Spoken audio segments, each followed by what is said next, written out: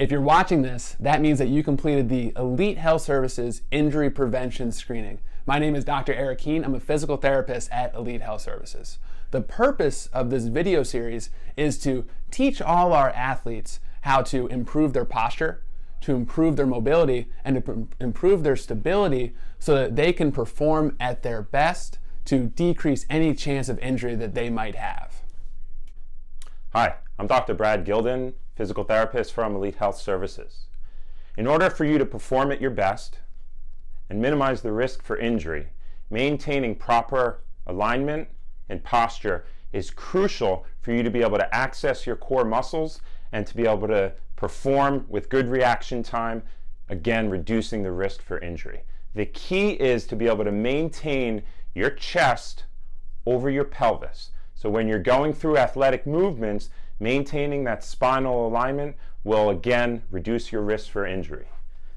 Chest needs to be over pelvis, not backward bent or rounded. So whether you're bending down to scoop a ball up or getting ready to throw, keeping that chest over pelvis is going to allow for better access of those core muscles to improve your reaction time, pressing through the ground to get that power through your arm to make that proper throw with good accuracy and good power. This exercise is called the 90-90 hip internal rotation hip lift with breath cycle. So the reason this exercise is important is to improve hip internal rotation, which is very important for running, sprinting, and rotational athletes. So what you'll need for this one is a exercise bench, either a long foam roller, a short foam roller, or a ball. So you have options for any of those. Brad's going to be using a small ball for this one.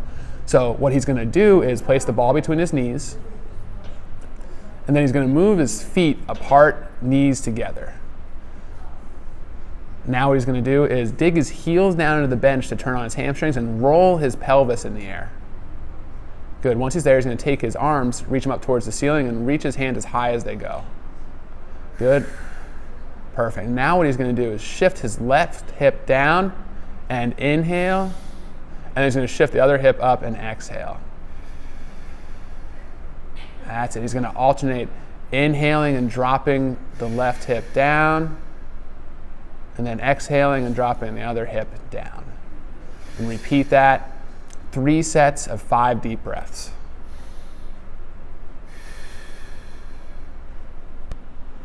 One of the primary areas for injury of the low back and shoulder in throwing athletes is the result of limited mobility in the thoracic spine and rib cage rotating. So this exercise is going to target the mobility and the ability for the thoracic spine and rib cage to rotate. So Eric's going to put his right hand behind his neck with his elbow out. He's going to stabilize through his left hand into the ground, keeping the shoulder down.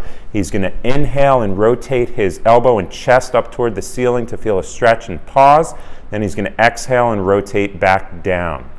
Hips are dropped back, so feet are together, knees are apart. Hips drop back to lock out the lumbar spine as he rotates up and then returns down. He's going to do this 10 times. Each side, inhale on the way up, feel that stretch. You'll feel it in through the chest and in through the rib cage. Inhale, pause, rotate back down, and then he's going to switch. Right arm down, left hand behind the neck, elbow out. Left elbow reaches up toward the ceiling, chest moves up toward the ceiling as he drives down with the right arm into the ground, keeping that shoulder set down.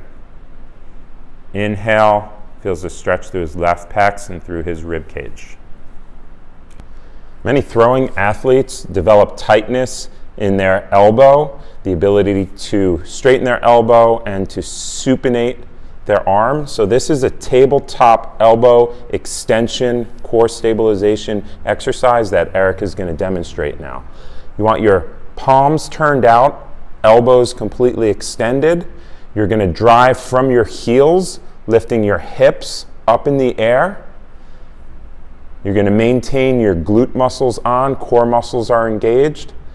Drop your head back a little bit, Eric. Good. Elbows are completely extended, and then you're going to weight shift, lifting the right arm up, shifting your weight to that left arm, making sure that left arm stays straight and the shoulder down, and then you're going to rotate back toward the left. So you're doing it nice and slowly maintaining good stability, and see how Eric's hips are staying parallel to the ceiling as he's reaching up and out. Nice and slow. Hold for a full second and then reverse. You're going to do 10 times on each side.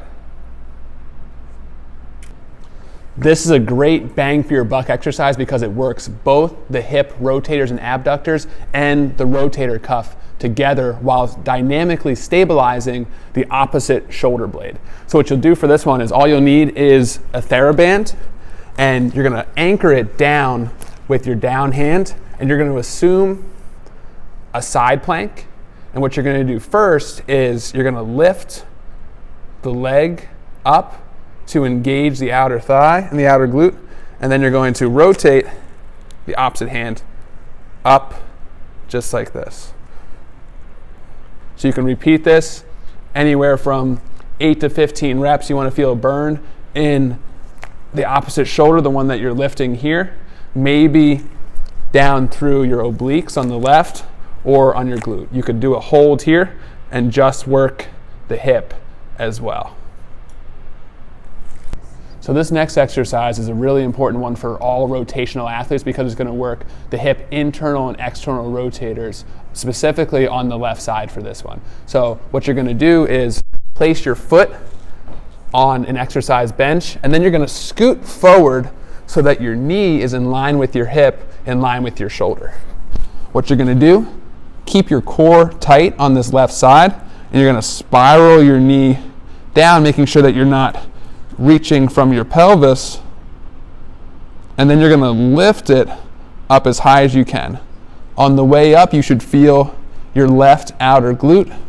On the way down, you should feel your left inner thigh.